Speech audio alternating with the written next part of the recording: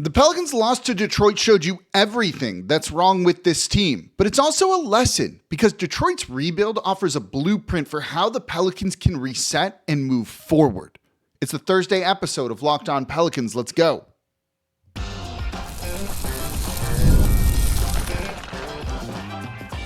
You are Locked On Pelicans, your daily New Orleans Pelicans podcast, part of the Locked On Podcast Network, your team every day. Welcome to another edition of Locked On Pelicans, the daily podcast covering your favorite team, the New Orleans Pelicans in NBA, part of the Locked On Podcast Network, your team every day, available wherever you get your podcasts and available on YouTube. I'm your host, Pelicans Insider, credential member of the media, Jake Madison, at NOLA Jake on Twitter. Here with you on this Thursday, day after the Pelicans lose to the Detroit Pistons, 112-104. Yeah, they kind of fought hard in this game. I'll give them that one. But you saw every Pelicans flaw on display in this one. A lack of three-point shooting, a lack of defensive rebounding, a lack of rim protection, a lack of defense in general in this. Turnovers, everything. We're going to break it all down in today's episode of Locked On Pelicans. This is a very big microcosm, I think. Big microcosm? I don't know if that works. Of what you've seen with this team. But the good news is the Pistons went through something very similar to this. And now they're the top team in the Eastern Conference after being a great, fun playoff team last year. I'll tell you how the Pelicans can follow the blueprint and get out of this situation that they're in. But it's going to require one thing, and that's patience.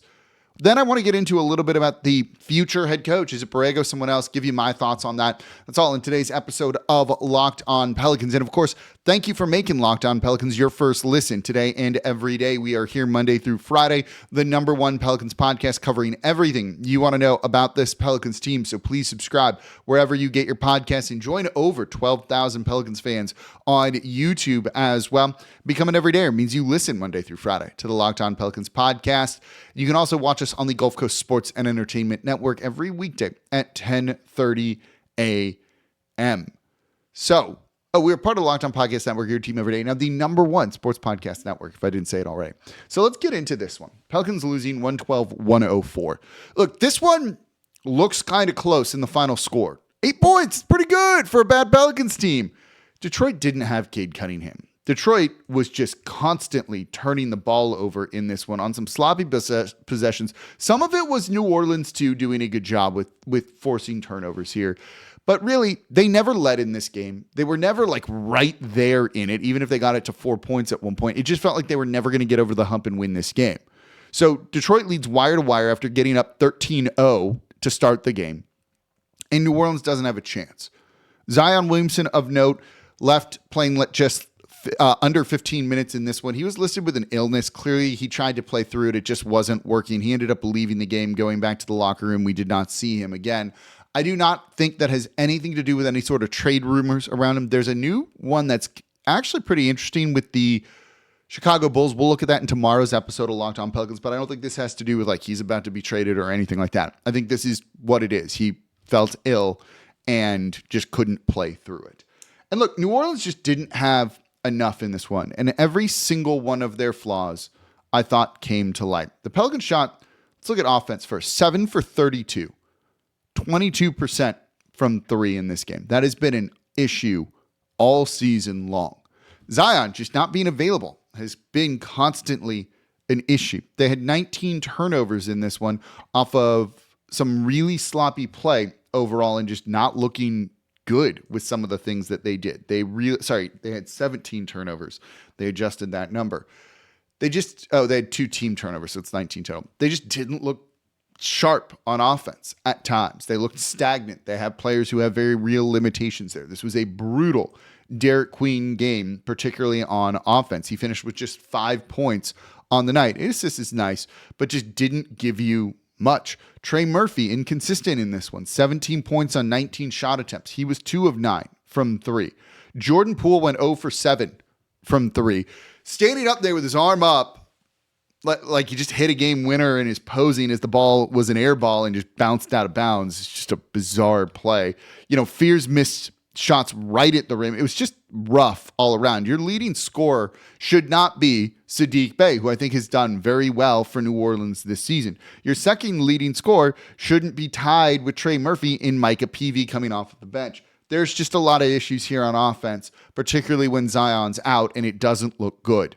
You also had defensive issues significantly in this one. Lack of rim protection. Got some blocks. That was cool. Misi had like a very emphatic one off the bench. That was fun. He had 2 blocks on the night, but you didn't have rim protection. You also couldn't rebound. The 13 offensive rebounds here for the Pistons doesn't tell the whole story. The Pelicans' defensive rebounding rate was atrocious in this. They have the 3rd worst defensive rebounding rate in the league. They're the 3rd worst defensive rebounding team, and their defensive rebounding percentage was 10%. They're already 3rd worst number. Right? Like, that's not going to be acceptable. That's not going to get it done. They also just didn't know where to be. The first play of the game was just a wide open dunk for the Pistons because New Orleans just crowded the strong side of the court and just had no perception of the backside, weak side there. And guys just allowed it. It doesn't work. This roster, you could see these clear flaws. And it's why my mind is so frustrated when I hear Ja Morant brought up. And I didn't particularly like yesterday's show and how I presented the material there. So I'm going to revisit it slightly in a different context coming up next to try and fix that. But this game, yeah, Pelicans did some stuff well, I guess. I don't know. Peavy looked good. I thought he had a very good game. 17 points off the bench, 3 of 5. He was really out there hustling. He and Misi really changed the energy. This is another one of the offensive issues, team issues. Misi really changed the energy of this team when they came in. You don't get a lot from the starters at times. So Misi and Piva elevating them really is what they needed to get back in this, but you can't keep relying on your bench like that. We saw this 2 years ago when the Pelicans won 49 games. It's not going to be good enough. You get smoked in the playoffs or against good teams when that happens. You can beat up on bad ones. So when you look at this upcoming trade deadline, there's nothing the Pelicans can do. I got asked this literally today. What can the Pelicans do at the trade deadline to fix this? This season? Nothing. It is the unfortunate reality that we have to face with how this team has been built and the roster that they have built here. This team right now is now 10.5 games out of the 10th seed. They are, by the way, 3 games back of the Sacramento Kings for the 14th seed. It is going to be a massive uphill climb to try and get into any sort of postseason here. There's nothing they can do this year. That door needs to be shut. They shouldn't be thinking about it. But when you look at the issues that I just mentioned, that's a lot to try and fix. Defensive rebounding, more shooting among the 2 most prominent ones. That's not going to be easy to fix next year. So you need to have some patience. And a team that had some patience was the Detroit Pistons. And look at where they are now. So the blueprint for how to kind of get out of this mess is here. And that's a team that absolutely really needs, one should be lauded in Detroit, but this is a team that New Orleans should be taking notes from. Let's examine that and what I mean coming up here next in today's episode of Locked On Pelicans. Today's episode of Locked On Pelicans is brought to you by TurboTax. Tax season doesn't have to take over your life. This year, TurboTax is making it easier than ever to just hand things off and move on with your day.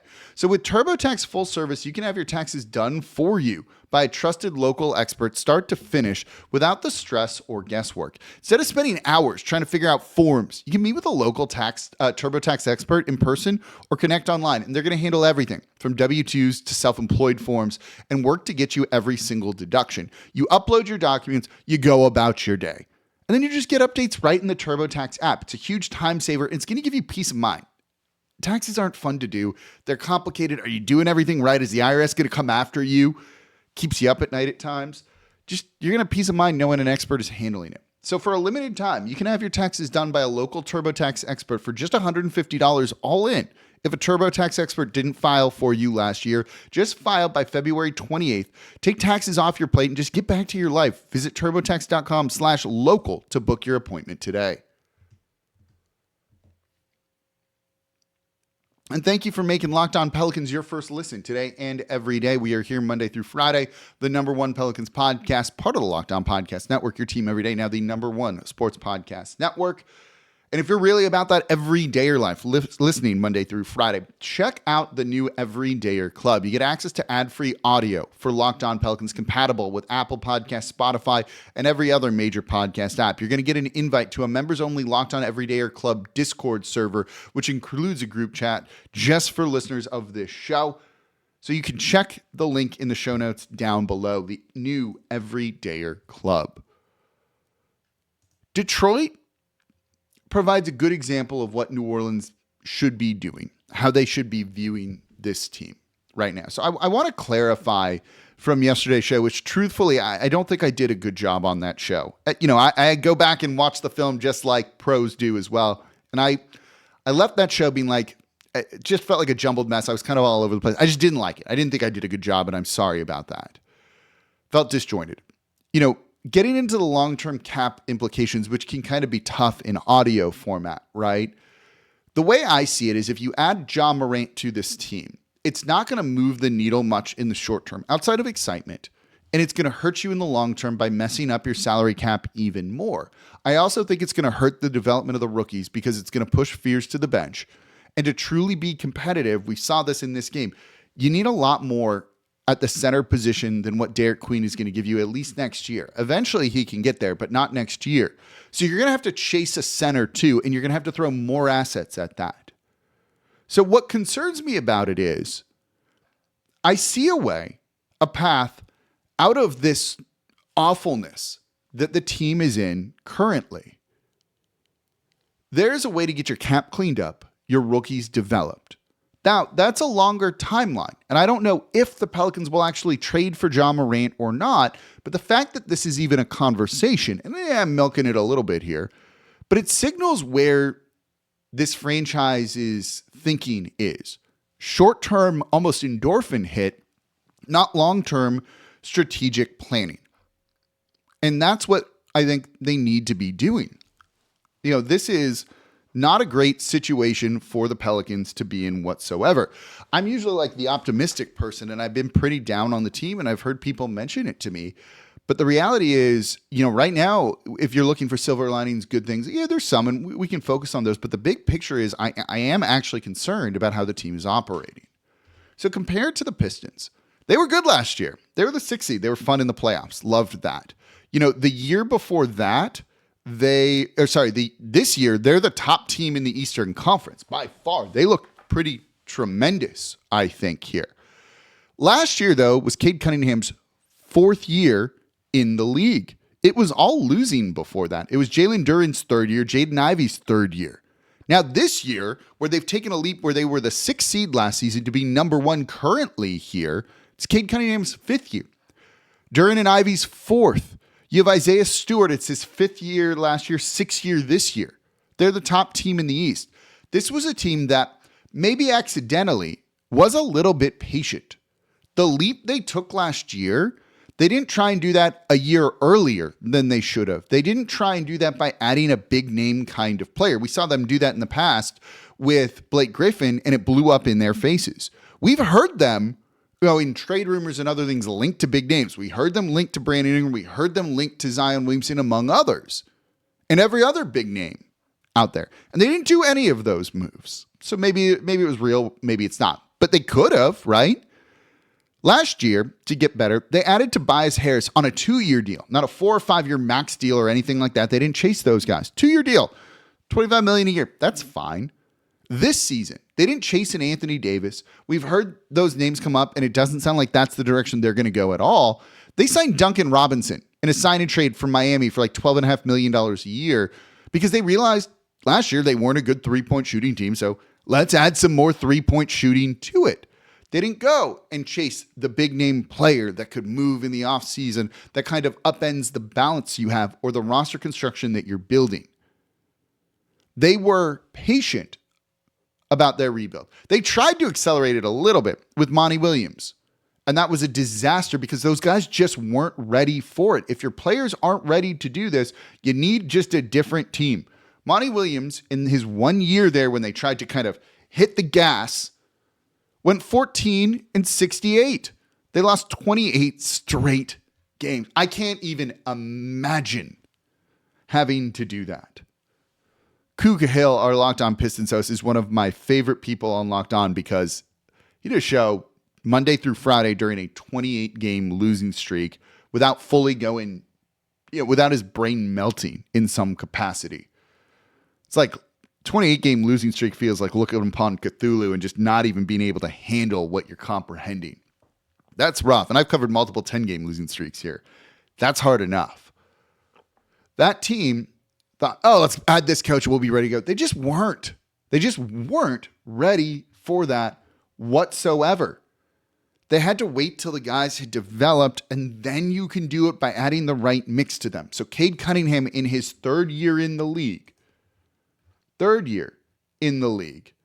all of a sudden is an all-star and makes the third team all-NBA. Sorry, fourth year in the league is where Cade was last year. It's his fifth year this season. I had his numbers off. I think I said that earlier. Yeah, so I said that earlier. Sorry. In his fourth year in the league, third year he wasn't ready yet. Fourth year in the league, he's an MVP candidate, finished seventh in the voting, was an all-star, made an all-NBA team. This year, he's just been incredible, too. You have to wait till these guys are ready to make that jump and not force it too soon. Queen, Fears, they're not ready to make that leap next season, in my opinion. Maybe they surprise me. I'm sure they wouldn't like to hear me say this, but it's very clear for the play that we're seeing on the court. Queen was awful in this game. It was just a rough Derek Queen game against one of the more bruisier, better centers in the league in Jalen Duren, who himself has taken a very significant leap this year. So when you look at someone like Jalen Duren, who goes from averaging 12 points per game last season to almost 18 points per game this season in very similar minutes, he looks monstrous and incredible. That's the leap he's taken in his fourth year. Stop this talk of win now, trying to accelerate it. We're going to be fighting. Just let the process go and have some patience. And that's what this team needs to do. Go into next season with your first round pick. Let these guys just play and develop. And if you lose, cool, you get a good draft pick. And then in the next year, Jordan Poole falls off the books because he's going to be an expiring contract next year. That helps. You go into the season with DeJounte Murray potentially still on your team. He's now an expiring deal that you could flip during the season or just simply let him expire. That allows you to add a free agent or two that doesn't need to be the big splashy free agents, just good complementary players to your core guys of a Jeremiah Fears, a Derek Queen, a Trey Murphy, maybe Herb Jones, depending.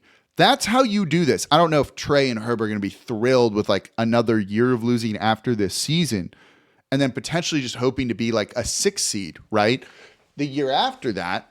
But still, you can see the path. You can see a pathway where this works because you have the two interesting rookies. You just need to let them develop rather than trying to potentially stunt their growth or just not play them or whatever because they're just not going to be ready to contribute at that level next season. And you're going to need them too, because if you add Ja Morant, and that's why I wanted to get into the salary cap stuff yesterday. Again, I'm sorry, it was not a good show. That salary cap being a mess next year, if you add extra salary on, you're going to need to be in the luxury tax. You are very limited in how you're going to be able to upgrade the roster. And eventually, you're not going to stay there. You're going to need to sell off pieces. I don't want to go through that. Just wait an extra year, and then you can start to ramp it up. But right now, it just seems so short-sighted for what this team wants to do when in this game you see how many flaws did I deleted the notes already. Defensive rebounding, rim protection, defense in general, turnovers, offensive scoring, lack of hustle. We're up to 6 things. We can keep listing things that we have seen regularly. You're not all going to fix that in 1 year. So you can add Ja Morant. He doesn't help you with pretty much anything we just said. That's not a lack of shooting. That's one too. You need to take a more patient approach. Now, I don't think this team will. I think that's a mandate from ownership. I also think that comes from Joe Dumars, Troy Weaver, who want to win. Everyone wants to win. I want to see him win. But did you see him tonight? Have you seen him this season? What's the big change that's going to make them dramatically different? And I don't think I don't think there's anything you can do this year or anything you can do like this year that'll really help you next year too. Maybe I'd be wrong. Love to be wrong, but I don't see it. That's why I've been kind of very anti Ja Morant. It would be fun. Be fun until they start losing a bunch again. That's what it would be. It'd be fun for a short term, which, look, this ain't fun right now, so maybe we just want that. Coming up next, let's talk a little bit about the head coaching situation, I think. Does Borrego have a shot long term? I've been asked this question a lot. We haven't really talked about it on here. Making the rounds and kind of explaining my thought process behind it. It has big time to do with ownership. Let's look at that. That's coming up here next in today's episode of Locked On Pelicans.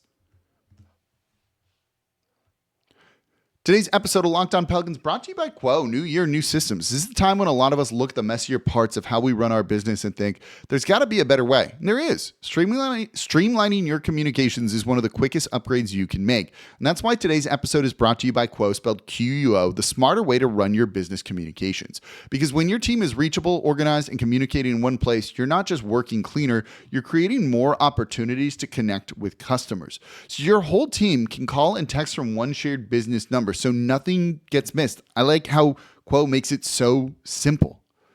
It works right from your phone or computer, and you can even keep your existing number, and everyone's going to be able to see the full conversation thread. It's just going to make your life easier. So it's no surprise that Quo is the #1 business-rated phone system on G2, trusted by more than 90,000 businesses, from solo operators to growing teams.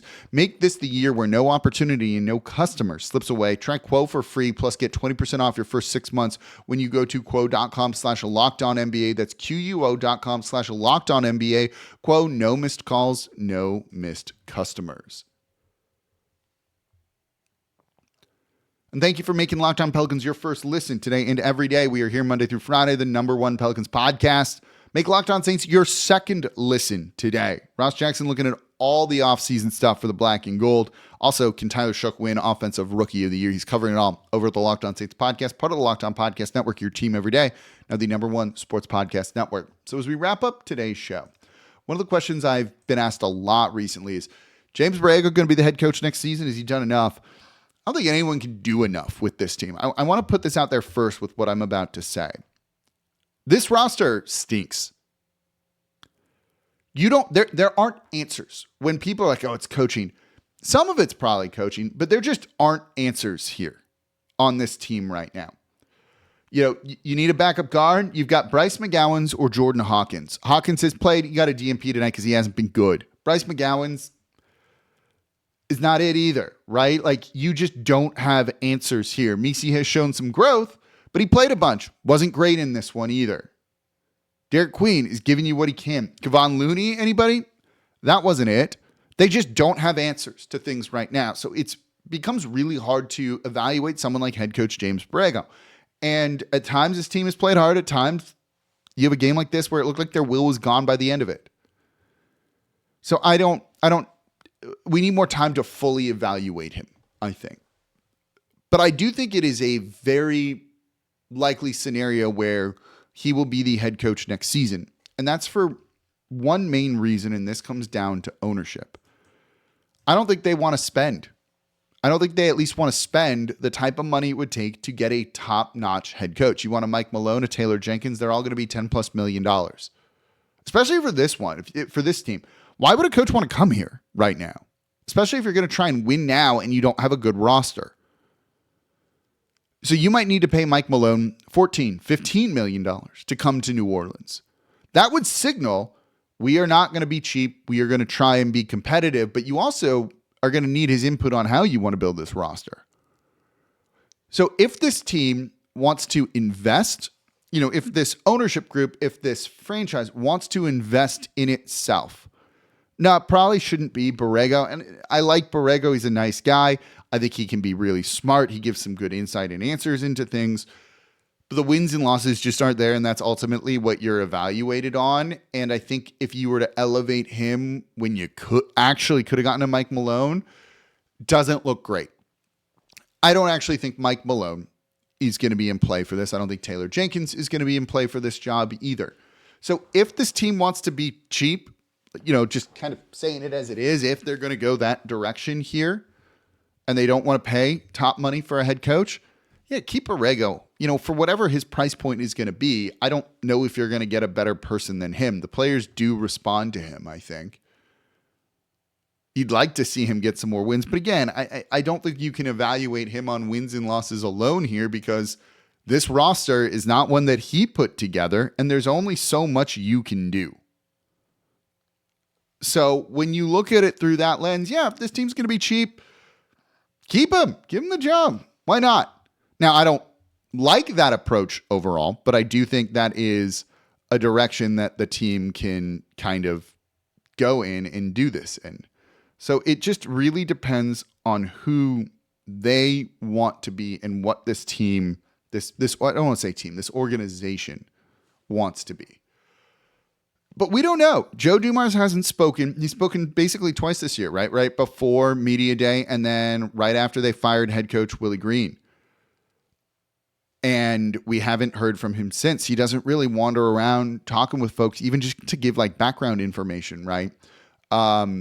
Before games and stuff like that, like David Griffin would. You'd have conversations with him, and it would be very insightful into what they're doing. And that stuff makes its way into articles, into newscasts, into podcasts and stuff like that. You know, they've been kind of tight-lipped here. We don't really know what they're going to do. We have some idea of what they're thinking, but not a ton. So it makes it tough to predict the direction that this team is going in, or if they're, you know, like okay with this even. You would hope they're not. They shouldn't be. But it's tough to try and figure out how they're operating right now. What do you think about Borrego? Should he get the job? Should he not? What if they're not going to? Let's take Mike Malone, Taylor Jenkins, those kind of top names on the coaching market out of it. If they're just going to kind of be cheap, are you cool with it being Borrego or not? Let me know in the comments down below. You can also get like a cheap young guy too. You know, there's potential for other things as well. All right, that's going to do it for this episode of Locked On Pelicans. All trade stuff tomorrow. I got a wild one for Zion Williamson. We got a realistic one for Zion Williamson too when it comes to the Chicago Bulls. That's an interesting rumor. We'll break it all down in tomorrow's episode of Locked On Pelicans. As always, I'm your host, Jake Madison, at NOLA Jake on Twitter. See y'all tomorrow.